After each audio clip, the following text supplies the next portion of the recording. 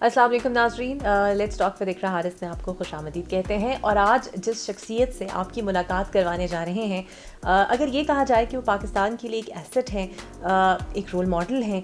وہ جو بھی کہتے ہیں، جو بھی لکھتے ہیں اور جو بھی ٹی وی پر بھی آ کر کہتے ہیں، بہت سے لوگ ایسے ہیں جو ان کے فالوورز ہیں، ان کے خیالات کو سمجھتے ہیں کہ ان کے اپنے خیالات ہیں اور ہمارے کلچر، ہماری ٹریڈیشنز اس کے حساب سے ہیں. لیکن ایک طبقہ ایسا بھی ہے جو ان کے مخالف بھی کھڑا ہو جاتا ہے، لیکن وہ اپنی بات ہمیشہ ڈٹ کر کہتے ہیں، لکھتے بھی ہیں. 30 سال سے زائد عرصہ جو ہے وہ انہوں نے گورنمنٹ سروس میں بھی گزارا ہے، ڈرامہ نگار بھی رہے ہیں، رائٹر بھی ہیں. تو میں آپ کی ملاقات کروا رہی ہوں تجزیہ کار، صحافی، رائٹر اور بہت کچھ. اور یہ مقبول جان صاحب ہمارے ساتھ موجود ہیں. بہت شکریہ سر، پہلے تو آپ کے وقت کا، آپ نے مجھے وقت دیا.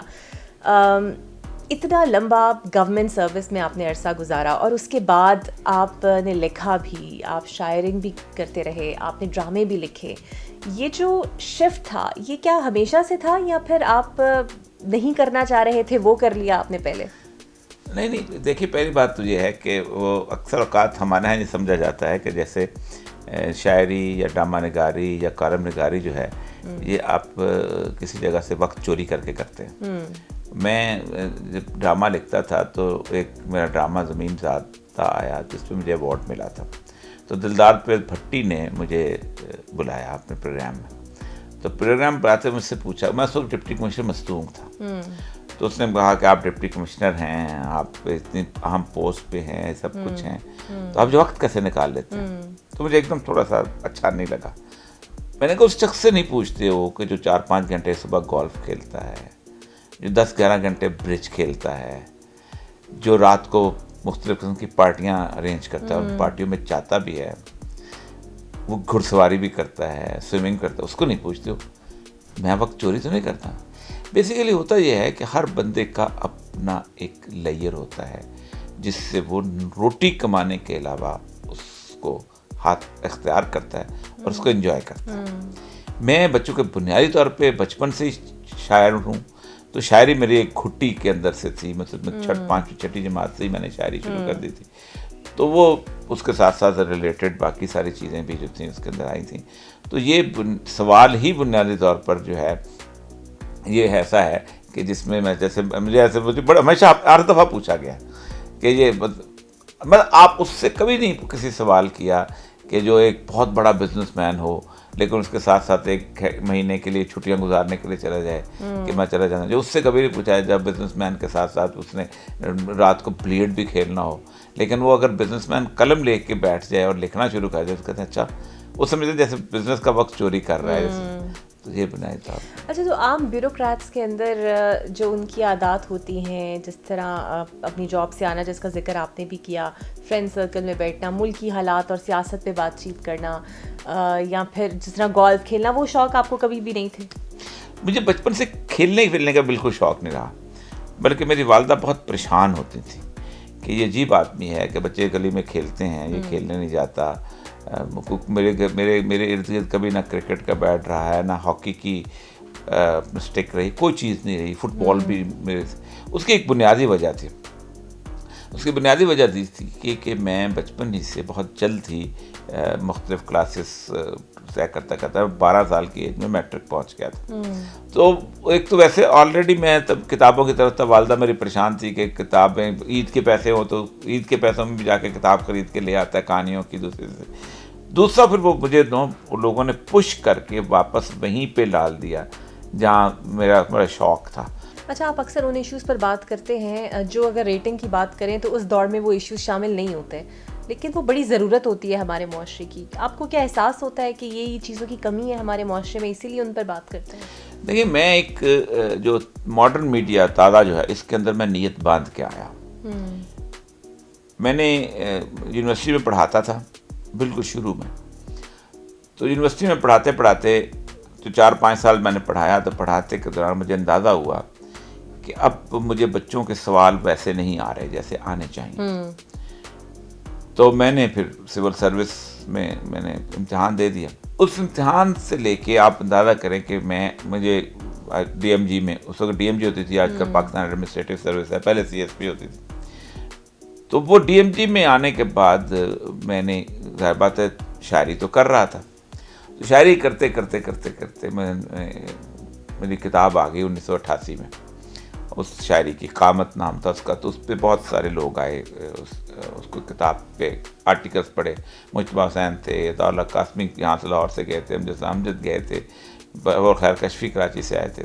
تو اس دوران انہوں نے کہا کہ تم شاعری جو کرتے ہو یہ بنیادی طور پر ایک ڈرامیٹک ہے، اس کے اندر ایک ڈرامہ پایا جاتا ہے، اس کے اندر ایک ڈائلاگ پایا جاتا ہے، تو تم ڈرامہ لکھا کرو. تو ہمارے دوست تھے مصطفیٰ مندخیل، وہ جی ایم میں تھے اس کے پاکستان ٹیلی ویژن کے، تو جی ایم انہوں نے مجھے کہا اب تو آپ لکھو گے. ہمیشہ مجھے کہتے ڈرامہ لکھو. میں نے کہا نہیں بھائی ٹائم نہیں ملتا اب یہ وہ، اور میں چاہتا بھی نہیں تھا، کوئی ظاہر بات ہے شاعری تو آپ سڑک پہ چلتے ہوئے بھی آپ کے دماغ میں آ جاتی ہے، آپ کر لیتے ہیں، لیکن ڈرامے کے لیے تو نیت باندھنی پڑتی ہے. تو پھر میں نے ایک پہلا ڈرامہ جو تھا وہ پالشا لکھا، پھر میں چل سے چل لکھتا گیا. 1999 کے آس پاس آ کے مجھے یہ احساس ہوا، اگرچہ میرے سارے ڈرامے بھی اسی قسم کے ہیں، مطلب میرا جو پہلا ڈرامہ تھا وہ اکثر اوقات وہ ریٹنگ والا ڈرامہ نہیں تھا، لیکن ریٹنگ لے گیا، روزن ڈرامہ تھا میرا. اس ڈرامے کے اندر میں نے سائیکولوجیکل ایلمنٹس کے اوپر گفتگو کی تھی، مثلا یہ ہاتھ بار بار دھونا، یہ ٹانگ بہت زیادہ ہلانا، یہ بٹن کرنا، ناخن منہ میں لینا یا ناخن چبانا، یہ ایسی النسز ہے جس کے پیچھے آپ کے نفسیاتی الجھنیں ہوتی ہیں. تو اس میں سونیا تھی، خیام سردی تھی، حسام قادری بیچارہ اللہ بخش فوت ہو گیا، ایوب کوثر تھا. تو وہ ڈرامہ اچانک پاپولر ہو گیا، لوگوں نے ایسی چیز دیکھی نہیں ہوئی تھی. تو اس طرح میں نے گردباد جو ڈرامہ لکھا تھا وہ ٹرائبل سوسائٹی کے اوپر تھا، اس کے خرابیاں، ادھر بڑا شور مچا، بڑے قبائلی رہنما خلاف ہو گئے. تو میں سوچتا تھا میری بات کو پہنچ رہی ہے اس طرح.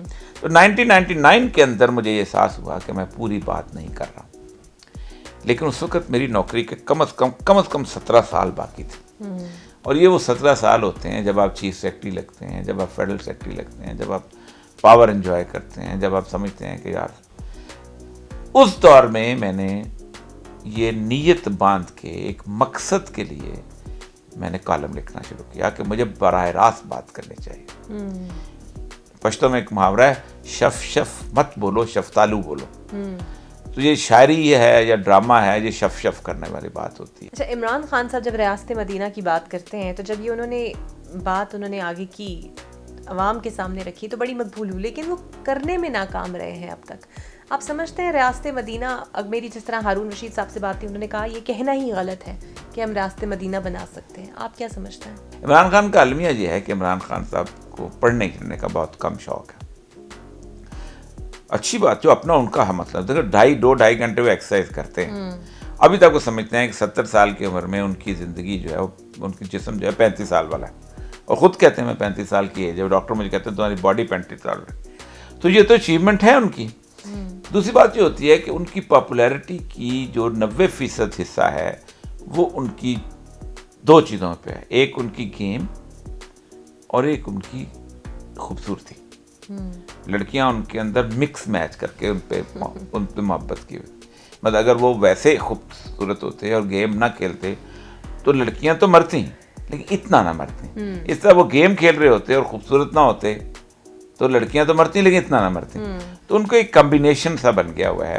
اس کی وجہ سے عمران خان صاحب جو ہیں وہ اس عمر کے اندر رک گئے ہیں. میرا انالیسس یہ ہے.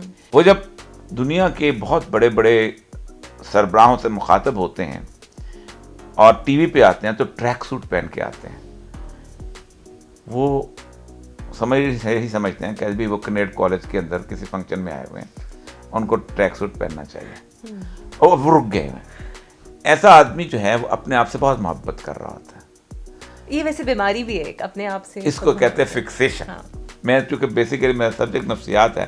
عمران خان صاحب بنیادی طور پر مسئلہ یہ ہے کہ وہ دماغ بھی جیتنا چاہتے ہیں اور دل بھی جیتنا چاہتے ہیں. اور دل کا راستہ جو ہے ان کا جاتا ہے جسمانی اپیرنس سے. دل کا راستہ ان کا کسی اور طریقے سے نہیں جاتا، کیونکہ ان کو زندگی کے اندر دل ملے ہی جسمانی اپیرنس کی بنیاد پہ ملے، اس لیے وہ رکے ہوئے. تو ریاست مدینہ جو ہے اس کی وجہ یہ ہے کہ وہ علم نہیں حاصل کرتے. اور اس کے لیے جو ہمارے ہاں جو مسئلہ یہ ہے کہ ہمارے ہاں بھی ارد گرد ہمارے جو علماء کرام ہیں، جو لوگ ہیں، انہوں نے بھی ریاست مدینہ کے تصور کے اوپر بہت کم لکھا ہے، بہت کم، خصوصاً اس کی معیشت کے اوپر بہت کم لکھا ہے. پھر دوسری بات یہ ہے کہ اپنے ارد گرد جو انہوں نے لگے ہوئے ہیں، ہوتا یہ ہے کہ جب بھی کوئی بندہ کسی منصب پہ پہنچتا ہے تو وہ بنیادی طور پر کہتے ہیں کہ the big man actually raises his stature by having pygmies around. بڑا آدمی جو ہے وہ اپنے ارد گرد بونوں کو اکٹھا کرتا ہے تاکہ اس کا قد زیادہ اونچا نظر آئے. تو عمران خان صاحب نے بھی اپنے ارد گرد بونے اکٹھے کیے ہوئے ہیں، اور وہ بونے کسی کو کیا سجیسٹ کر سکتے ہیں. تو یہ ان کا بیسک علمی ہے. آپ کو کیا لگتا ہے ہمارا معاشرہ جو ہے وہ اتنا انحطاط کا شکار کیوں ہے؟ مطلب اب چونکہ میری بھی بیٹی میں دیکھتی ہوں تو مجھے کئی چیزیں جو پہلے بری نہیں لگتی تھی مجھے اب لگتی ہیں، لیکن اس پہ شاید ہم فوکس نہیں کر پاتے، ہمارا دھیان نہیں جاتا. اس کی بنیادی وجہ کیا ہے؟ کیا سارا ملبہ میڈیا پہ ڈال دینا چاہیے؟ ہماری اپنی اخلاقی قدریں بھی نہیں ہیں. دو چیزیں ہیں کہ جو کسی بھی معاشرے کو تباہ کرتی ہیں، اور دونوں نے پاکستان کے اندر بہت بڑی کنٹریبیوشن کی ہے. میں ایک یونیورسٹی میں تھا تو مجھے ایک یونیورسٹی نے، ایک بچے نے اٹھ کے سوال کیا کہ دیکھیں جس ملک کی ٹیکنالوجی آئے گی اس ملک کا کلچر بھی آئے گا، تو آپ روک تو نہیں سکتے. تو میں نے اسے کہا کہ اس سے زیادہ جھوٹ اور غلط سٹیٹمنٹ نہیں ہو سکتے. جاپانیوں کا یہ دعویٰ ہے کہ پاکستان کا کوئی گھر ایسا نہیں، کوئی جھونپڑی ایسی نہیں جہاں ان کی ایک پروڈکٹ موجود نہ ہو، بے شک وہ ایک آڈیو کیسٹ کیوں نہ ہو موجود ہے. میں نے سوال کیا کہ کتنے جاپنیز ریسٹورنٹ کھل گئے پاکستان میں، کتنے لوگوں نے جاپانیوں کی طرح تیات بیٹھ کے چائے پینا شروع کر دی. جاپانی زمین پہ سوتے ہیں، ان کے ہاں بیڈ نہیں ہوتے، بیڈ والا کمرہ ڈھونڈنا مشکل ہوتا ہے. میں نے کتنے لوگوں نے بیڈ گھروں سے نکالے اور زمین پہ سونا شروع کر دیا. کتنے لوگوں نے جاپانیوں کی طرح وہ خاص انداز کے اندر بو کر کے سلام کرنا شروع کر دیا. دو چیزیں، نمبر ایک نظام تعلیم، اور نمبر دو میڈیا. ہر طرح کا میڈیا. آج جو میڈیا، یہ بھی اس سے پہلے جو اخبار تھا یا یہ جو کتابیں آپ کے ارد گرد دیکھیں، یہ بھی میڈیا کا حصہ ہے. ہم میڈیا کو ٹی وی لگا کے ختم کرتے ہیں، یہ بنیادی طور پہ ایک میڈیا ہے. اس کے اندر پرنٹ بھی، الیکٹرانک بھی، اخبار بھی، ٹی وی بھی، ریڈیو بھی، ہر چیز آ جاتی ہے. 1979 میں ہمارے ملک کے اندر ایک بہت عجیب و غریب تبدیلی آئی. ایک بہت بڑے فارن منسٹر تھے، رہے ہیں ہمارے، ان کی بیگم صاحبہ کو شوق آیا کہ میں یہاں پر ایک تعلیمی نظام رائج کروں. اچھا. انہوں نے گلبرگ کے اندر ایک بلڈنگ کرائے پہ لی، اور اس شہر کی جتنی بھی گوریاں تھیں جنہوں نے کسی جگہ شادی کی ہوئی تھی، ان کو انہوں نے کہا کہ آپ ہمارے اسکول میں پڑھائیں. ہمارے ایک دوست ہوتے تھے، دوست بھی تھے، بعد میں باس بھی بنے، ڈاکٹر لائق مرزا، بہت بڑے سائیکالوجسٹ تھے. ان کی بیوی فن لینڈ کی تھی، مائرہ نام تھا ان کا. تو انہوں نے کہا آپ بھی آ جائیں. تو انہوں نے کہا میں تو انگلش نہیں ہوں، آپ کا انگلش میڈیم اسکول ہے. انہوں نے کہا شکل سے لگتی ہیں نا، بس ٹھیک ہے آپ آ جائیں. اس اسکول میں 1979 نے ایک انگلش میڈیم بڑے لیول کے اسکول کے سسٹم کا آغاز کیا. تھوڑی دیر میں ان کی ایک دوسری بہن نے بھی وہی سسٹم کا آغاز کر دیا. لوگ کہتے ہیں جی حکومت نے کیا غلط ہے، میری جیب سے 5,000 روپے لیا، آپ کی جیب سے 10,000 لیا، اس سے ہمیں وہ سسٹم پڑھایا جا رہا ہے کہ جس سسٹم کا میرے ملک کے ساتھ کوئی تعلق نہیں، نہ یہاں کے اخلاق کے ساتھ، نہ یہاں کی اقدار کے ساتھ، نہ یہاں کی روایات کے ساتھ قطعاً کوئی تعلق نہیں. میرا بچہ سنڈریلا پڑھتا ہے جو ماں سے جھوٹ بول کے گھر سے نکلتی ہے. میرا بچہ شیخ عبد القادر جیلانی نہیں پڑھتا. پھر وہ ماں نہیں کہتا ہر mother said so, father said so, the father is a loving person, he brings this, my father brought this. یہ وہ چیزیں ہیں جس کے اندر اس کو فادر کے لفظ کے اندر کوئی خوبصورتی نظر نہیں آتی. اس نے یہ لفظ کبھی سیکھا ہی نہیں، سنا ہی نہیں. جس ملک کے اندر آپ بچے کو اپنے کھانے کھلانے کے لیے ولیج ریسٹورنٹ لے کے جائیں اور اس کو بتائیں کہ ہمارے ہاں ساگ بھی ہوتا ہے، ہمارے ہاں مکی کی روٹی بھی ہوتی ہے، ہمارے ہاں یہ بھی ہوتا ہے، اس بچے نے کیا سیکھنا ہے پھر آگے جا کے؟ وہ یہی سیکھے گا نا. ایک تو یہ ہے کہ ہمارا معاشرہ ڈیٹیریٹ ہو گیا. دوسری بات یہ ہے کہ دنیا کی تہذیبوں نے 5,000 سال کی تاریخ میں یہ ثابت کیا ہے کہ آپ کسی دوسرے کی زبان میں علم حاصل کر سکتے ہیں، لیکن کسی دوسرے کی زبان میں آپ کریٹو نہیں ہو سکتے، تخلیقی نہیں ہو سکتے. اور پھر ہم اتنے منافق ہیں کہ ہم بنیادی طور پر انگلش میڈیم ہمارا نہیں ہے. ایک تو یہ, اور پھر اس کو اٹھا کے میڈیا جو ہے, اس نے جو بے لگامی آپ کے سامنے 12-13 سال میں آئی ہے اور جو غلاظت اس نے پھیلائی ہے. میں ڈرامہ لکھنا اسی لیے چھوڑا تھا کہ بنیادی طور پر میں ان کی ریکوائرمنٹ پہ پورا اتر ہی نہیں سکتا تھا. وہ چیز دکھا رہے ہوتے ہیں جو پاکستان میں جس کا وجود ہی نہیں ہے, مطلب پاکیزہ رشتوں کے ساتھ محبتوں کے درس دکھائے جا رہے ہوتے ہیں, اور باقی چیزیں اس کے ساتھ ساتھ ہم وہ جو میڈیا کے اندر جو کچھ کرتے ہیں. تو یہ بیسیکلی دو بنیادی ذمہ دار ہیں. اچھا, ایک دور میں آپ کو طالبان کا بھی حامی کہا جاتا تھا, ایسا کیوں کہا جاتا تھا, یا واقعی آپ بہت ڈائہارڈ سپورٹر تھے ان کے؟ میں افغان طالبان کا تو آج بھی سپورٹر ہوں, میں پاکستانی طالبان کا کبھی بھی نہیں رہا. میں نے ملا عمر کو بہت قریب سے دیکھا ہے. میں جب چمن میں اسسٹنٹ کمشنر تھا, افغان طالبان نے افغانستان میں جو امن لے کے آئے ہیں, وہ افغانستان کی گزشتہ 1000 سال کی تاریخ میں اتنا امن نہیں تھا کبھی جتنا وہ امن لے کے آئے. دیکھیں, قانون کا ایک اصول ہے. جب میں چونکہ بیسیکلی لاء گریجویٹ ہوں, بلکہ اب تو میں ہائی کورٹ کا لائر بھی ہوں, پہلا لفظ جو ہمیں قانون میں پڑھایا جاتا ہے یہ ہے کہ law stems out from the norms and morals of the society. قانون جو ہے یہ لوگوں کے رسم و رواج سے جنم لیتا ہے. آپ کسی پشتون سے پوچھیں, دیکھیں تو پشتون جو ہے وہ کسی کو تانا دے گا تو یہ کہے گا سنگا پختانہ یا سنگا پشتانہ دی منس نہ کی, تم کیسا پٹھان ہے کہ نماز نہیں پڑھتا. مجھے نہیں کہے گا کہ تم کیسا مسلمان ہے کہ نماز نہیں پڑھتا. ایک پشتون سوسائٹی کے اندر ایک عورت جو ہے ہندو کی بھی بیوی ہوگی تو وہ شٹل کاک برقع پہنے گی. یہ ان کی بیسک پرنسپل ہے. بدترین شخص وہ سمجھا جاتا ہے جو داڑھی نہیں رکھتا, اس لیے نہیں کہ وہ مذہبی ہے, وہ سکھ بھی ہوگا, ہندو بھی ہوگا, بدھ بھی ہوگا, داڑھی رکھا کو سمجھتے ہیں کہ یہ ایک زینت ہے اللہ نے دی ہوئی ہے تو اس کو کیوں نہیں رکھتا, برا سمجھا جاتا ہے. پاکستان کے اندر جتنے بھی سارے لوگ ہیں ہمارے پٹھان ہمارے ساتھ ہوتے تھے, ٹوٹل ایسے بھی لوگ تھے جو اللہ کو نہیں مانتے تھے, گاؤں جاتے تھے سر پہ پگڑی رکھ کے جاتے تھے.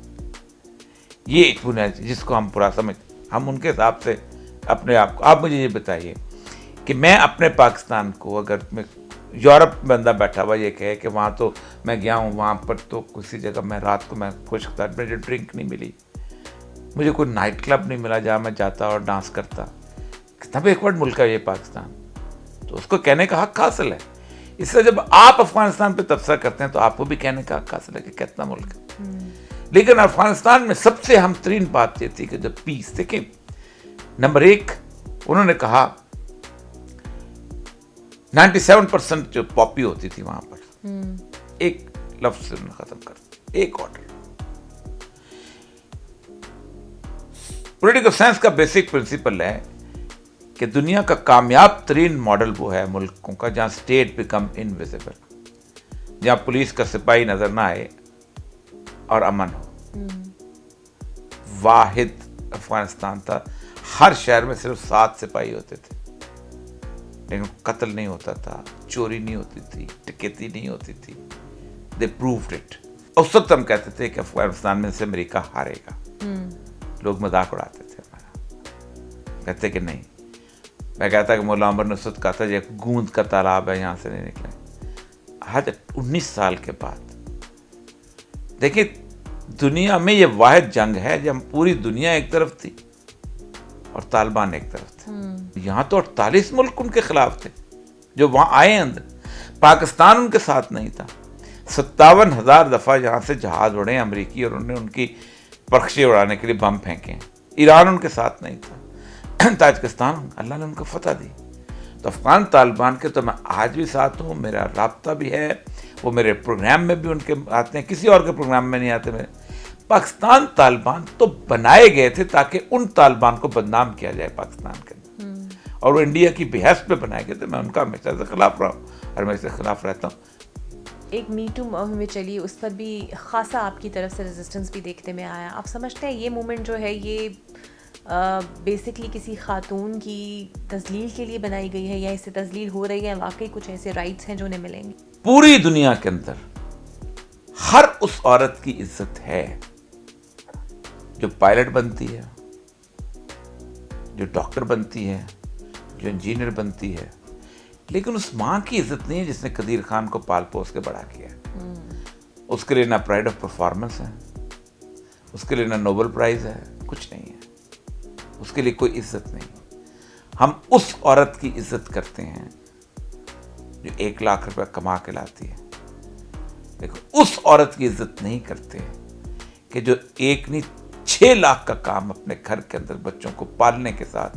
ورنہ آپ ایک بچے کو آپ خود سوچیں کہ اس کو اگر پتہ ہے کہ آٹزم کیا ہوتا ہے تو بچے کو گھر ہینڈل کرے گی، ورنہ آپ سیشنز کے 25,000 روپے دیں گے. اس کو پتہ ہے کہ بچے کی آئی کیو نیڈس کا ہے، وہ خود ایک ٹیسٹ ایڈمنسٹر کر لے گی، ورنہ باہر جا کے آپ کیا کچھ کرتے نہیں. اس کو پتہ ہے کہ ایک بچہ جو ہے 16 سال کی عمر میں جب آتا ہے تو رات کو لیٹ کیوں گھر آنا شروع ہو جاتا ہے، اس کو پتہ ہے کہ اس کے ایڈولسنس نیڈس کیا ہیں. یہ وہ سارے کام تو بنیادی طور پر می ٹو کے اندر تو اور زیادہ غلاظت آئی ہے. انہوں نے بنیادی طور پر عورت کا جو امیج تھا وہ اتنا 2 نمبر بنا کے پیش کیا. میں نجم سیٹھی صاحب کے گھر میں بیٹھا ہوا تھا کھانے پہ، تو ان کی بیٹی میرے ساتھ بحث کرنے آ گئی عورت مارچ پہ. تو مجھے انہوں نے کہا کہ آپ نے یہ کیا انکل، آپ نے غلط کیا. میں نے کہا میں نے کیا غلط کیا؟ کہ جی وہ 6-7 جو نعرے چند لوگوں کو پتہ تھے وہ آپ نے پوری دنیا کو بتا دیے. میں نے کہا 50 کلومیٹر دور پہاڑوں کے اندر ایک مولوی جو ہے کسی بچے کے ساتھ زیادتی کرے تو وہ تو 24 چینل میں آ جاتی ہے. تم ایک بینر اتنا غلیظ لکھی ہوئی فکر ہے، کیا عورت کو وہ حق حاصل ہے؟ صرف کیا اس کے صرف یہ ہے؟ تو میں بنیادی طور پر میٹیو نہیں، میں بنیادی طور پر ہم نے سوسائٹی کو ریسٹرکچر ہی نہیں کیا. ہم نے گدے والا کام جو ہے عورت کو دے دیا ہے، اور عورت کا جو نفیس ترین کام جو ہے وہ جو ہے اس کے لیے ہم نے 15 پروفیشن بنا دیے ہیں. عورت کو جب آپ نے باہر نکالا تو آپ نے فوسٹر کیئر سروسز بنائی، آپ نے کیا نام ہے اس کا فاسٹ فوڈ چینز میں رکھی، ہم نے لانڈری سروس، پتہ نہیں کیا کیا کیا کچھ بنائی. آخر میں چیختے پھرتے ہیں کہ نہیں یار وہ گھر کے اندر جو ہے وہ آرگینک فوڈ جو ہے وہ پکاؤ، یہ تم جنک فوڈ کھا رہے ہو، تم یہ ہو رہے ہو. سمجھتے ہیں کہ عورت کا کام کر کے نکلنا یا بنیادی رول یہ ہے. گھر سے نکلنے کو میں نہیں کہہ رہا ہوں، گھر سے نکلنے کام کرنے کے لیے آپ نے جہاز اڑا لیا، آپ نے اس معاشرے کو کیا کنٹریبیوٹ کیا؟ لیکن آپ نے ایک جہاز بنانے والا پیدا کر دیا. آپ نے اس معاشرے کے اندر ایک شاندار انسان تحفے میں دے دیا جو سچ بولتا ہے، جو جھوٹ نہیں بولتا ہے، جو دھوکہ نہیں دیتا ہے، جو فریب نہیں کرتا ہے، جو ایماندار ہے. آپ نے کتنی بڑی چیز تحفے میں دی معاشرے کو. جس طرح آپ نے ریسنٹلی دیکھا کہ ایک شادی کا بڑا چرچا رہا جلال سانزن ماسٹر ٹائلز، اور باقاعدہ طور پہ وہ اسی طرح پروپیگیٹ ہوئی، لیکن لوگوں کی سینٹیمنٹس کو زیادہ تکلیف اس پہ ہوئی جب اسی شادی کے اوپر مولانا طارق جمیل صاحب بھی موجود تھے اور کہا گیا کہ انہوں نے بھی شاید 10 لاکھ روپے لیے اور وہ بھی وہاں پر آئے. جب ہمارے رول ماڈل چونکہ وہ خود بھی ہیں وہ بھی انہی تقریبات کا حصہ بنیں گے جہاں پر اتنی نمود و نمائش ہو، تو پھر message in the whole society پہ کیا جائے گا؟ یہ پنجاب میں زیادہ ہے. میں ٹینا ثانی اور ضیاء محی الدین جو تھے وہ ایک دفعہ گفتگو ہو رہی تھی تو وہ ناپا بنا national institute of public health. اب ٹینا بھی پنجابی ہے اور ضیاء محی الدین پنجابی ہے. میں نے کہا کراچی میں کیوں بنایا تم نے، یہاں کیوں بنایا؟ لاہور میں رہنا کو آسان کام ہے. میں نے آپٹ کیا تھا بلوچستان، کیونکہ میں لاہور میں پنجابیوں میں درمیان، حالانکہ میں پنجابی ہوں پیدائشی، میں بہت مشکل ہوتی ہے مجھے رہنا. مثلاً آپ نے موبائل پکڑا ہے، یار پرانا موبائل بدل یار کی موبائل ہے کچھ میں لے دینا تینوں مکانے میں ایک جگہ کوئٹہ سے آیا، کھانا کھانے آیا، بڑی سی گاڑی تھی، وہ گاڑی میں اب بیٹھا ہوا ہے، اب اس کو بیٹھے جاپانوں خاص طور سے منگائی گڈی ہے، اس لیے منگائی ہے کہ بس تیرے بھرا کو گڈی ہونی چاہیے. اب اس زمانے میں نیا وہ فون تھرایا آیا تھا، وہ اس کے ہاتھ میں تھا، پتہ نہیں کیا اس کو. اب کوئی ضرورت نہیں تھی فون کرنے کی، گاڑی گھر کے گلی میں انٹر ہونا، بس پہنچ گئے ہیں، کھانا لا دو. اب وہ صرف 4 بندوں کا فون ہے. یہ پنجاب میں خاص طور پہ جو گلٹرز ہے نا، یہ ان کا حادثہ ہے. مٹی میں نہیں، وہ بری کی نمائش کریں گے، انہوں نے یہ دیا، اس پہ لڑیں گے، پھر اس کے بعد یہ ہمارے مزاج کا بیسیکلی خاصہ ہے. آپ خود سوچیں جو برائڈلس ہمارے بنتے ہیں، یہ ایک رات کے بعد دوبارہ استعمال نہیں ہوتے، اور 10 لاکھ اور 8 لاکھ اور 9 لاکھ کہاں سے آئے؟ یہ ہمارے میڈیا نے دیے ہیں. یہ صوفہ، یہ لائف سٹائل ہمارے میڈیا نے دیا. اسی میڈیا نے وہاں پر مولوی کو بٹھایا نکاح پڑھانے کے لیے، ایک بڑے آدمی کو بٹھایا وہاں نکاح پڑھانے کے لیے. تو بنیادی طور پر ہم بڑے سادہ تھے، ہمیں آہستہ آہستہ خراب کیا گیا، شو آف کی طرف لایا گیا. تو یہ شو آف میں اس میں میڈیا کا بڑا ہاتھ. اچھا، پھر جب یہ میڈیا کے جو ڈیسیژن میکرز ہیں وہ جب یہ کہتے ہیں کہ لوگ ہی یہ دیکھنا چاہتے ہیں تو ہم یہ دکھاتے ہیں، کوئی ریورس گیئر ہے؟ بالکل جھوٹ بولتے، بکواس کرتے. لوگ بالکل نہیں یہ دیکھنا چاہتے.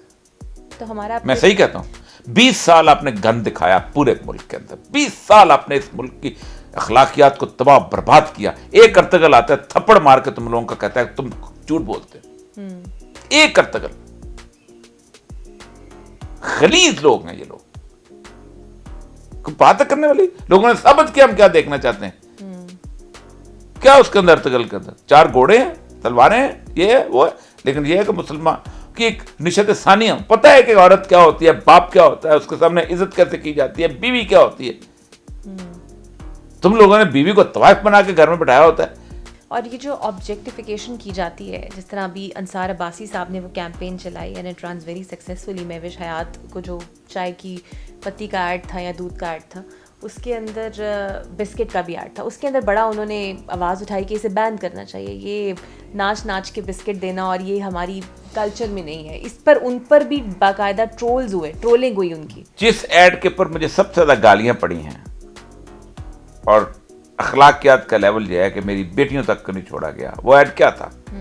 وہ ایڈ یہ تھا کہ ایک کرکٹ میں جانے والی لڑکی جو ہے وہ باپ سے ناراض کر کے باپ کو چلے جاتی ہے. اچھا، جو ایڈ تھا وہی تھا نا. اور اس کو آپ ایک سکسیس سٹوری بنا کے پیش کرتے. میں نے گھر چھوڑنے والے لڑکے کو تو کامیاب دیکھا ہے، میں نے کبھی کسی لڑکی کو کامیاب نہیں دیکھا. میں ڈپٹی کمشنر رہا ہوں، 4 بچیوں نے میری کورٹ میں شادی کی تھی بچوں کے ساتھ، اپنے ساتھ مرضی کی کورٹ میرج. ایک تو ایسی لڑکی تھی بیچاری، اس نے ٹانگے والے سے شادی کی تھی، ٹانگے والا لنگڑا بھی تھا، محبت تھی، جنون. اب میں مجبور تھا کورٹ کے ساتھ، میں نے اس کے والدین کو بلایا، اس کی ماں بیچاری جس طرح آئی، اس نے جس طرح اس نے ترلے کیے، میں آج تک مجھے وہ سین یاد ہے. 4 کے 4 کو جا کے انہوں نے سندھ میں بیچ دیا تھا. یہ کو نہیں بتاتا، اس ماں کو نہیں بتاتے.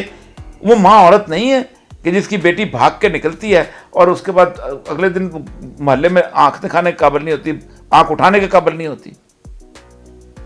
آپ کی عزت صرف اور پھر سکسیس سٹوری. وہ باپ چھوڑ کے نہیں جا سکتا تھا اس کو اپنے، چلو میرے ساتھ بیٹا، چلو میں تمہیں کرکٹ میں لے کے جاتا ہوں. اور پھر پوری کے پورے کرکٹ میچ کے اندر آپ مجھے 2000 کرکٹ میچ دکھائیں جب بالر بال کرا رہا ہوتا ہے تو پیچھے سے کیمرہ ہوتا ہے، کیونکہ آپ نے بیٹسمین کو دکھانا تھا.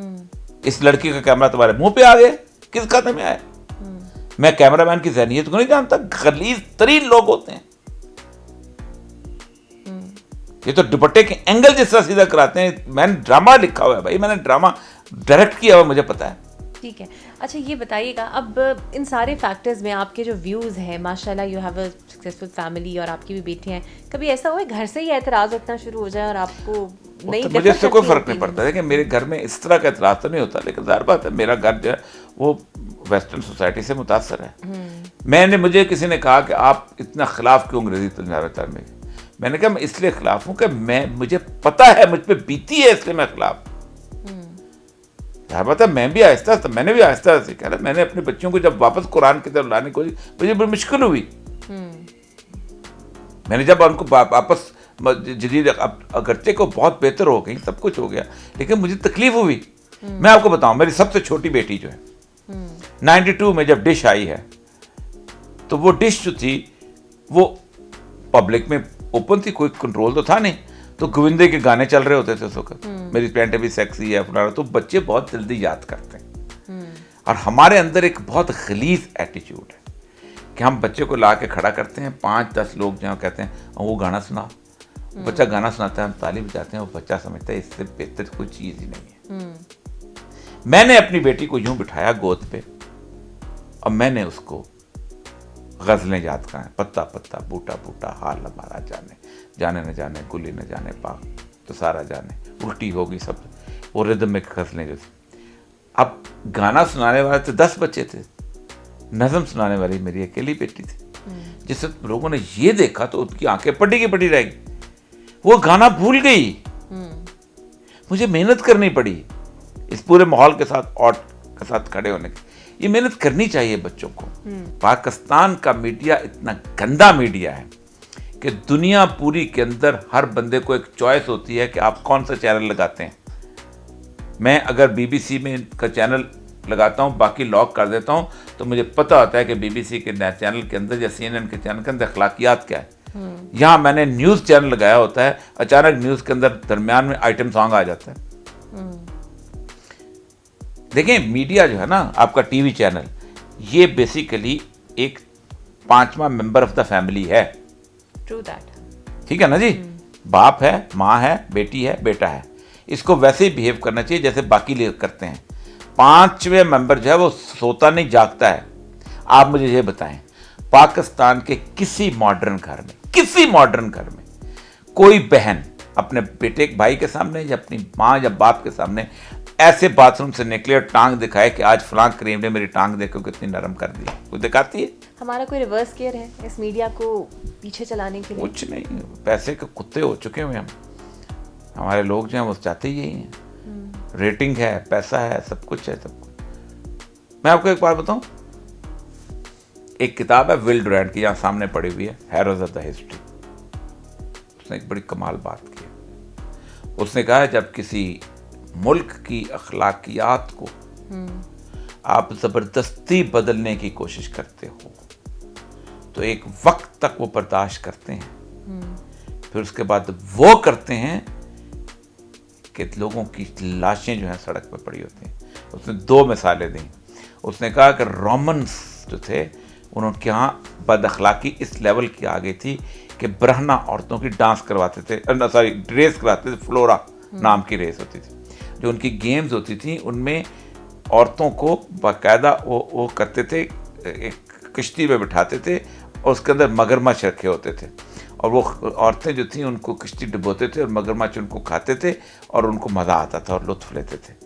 وہ گلیڈیٹرز پالتے تھے اور عورتوں کو جو پکڑ کے لائی ہوتی تھیں ان کو باقاعدہ اسٹیڈیم کے اندر ان سے ریپ کرواتے تھے اور پورا علاقہ تالیاں بجاتا تھا.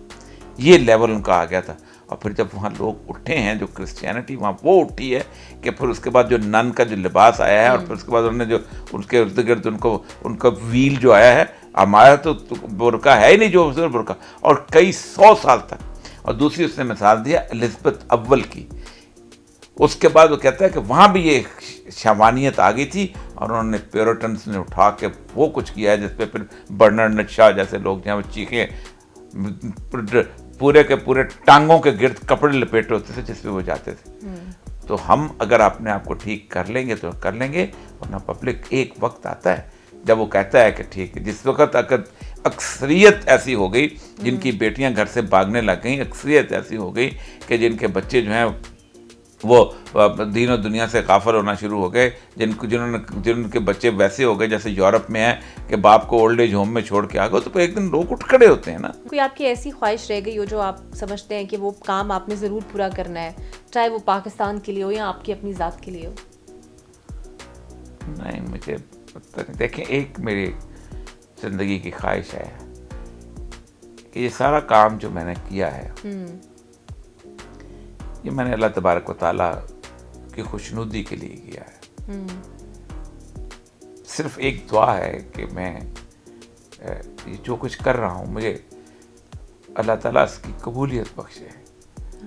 اگر قیامت کے دن یہ ہو گیا کہ میں نے یہ ذات کے لیے کیا ہے, ریا کے لیے کیا ہے, تو میں مر گیا.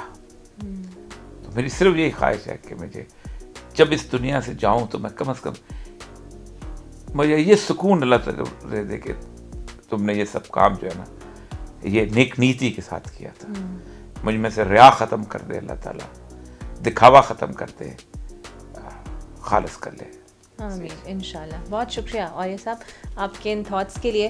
تو ناظرین اتنی قیمتی باتیں اور اتنے قیمتی ویوز بے شک سیکھنے کی ہمیں بھی ضرورت ہے. کوشش یہی کریں گے کہ ایسی تمام باتیں ہمارے معاشرے کے لیے کچھ بہتر ثابت ہو سکے. کہیں نہ کہیں سے تو بہتری ضرور سٹارٹ ہو. آج کے لیے اتنا ہی. اللہ حافظ.